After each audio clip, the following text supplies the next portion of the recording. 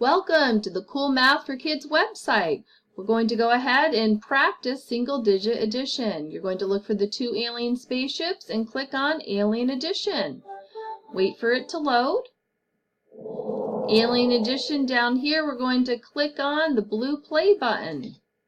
This is the overview. Alien Addition provides practice in addition of numbers. These invading spaceships with addition problems move down from the top of the screen towards this laser cannon on a platform at the bottom.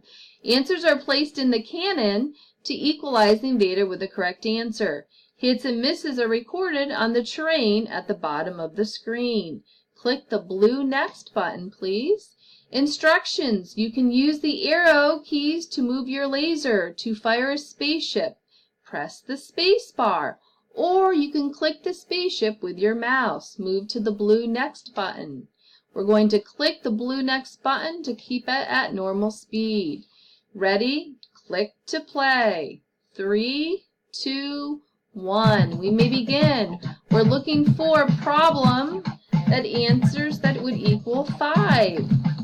So I see over here 4 plus 1 equals 5. Now we're going to look for a problem that would equal 2. If I look over to the left of my screen, I see 1 plus 1. Click on that.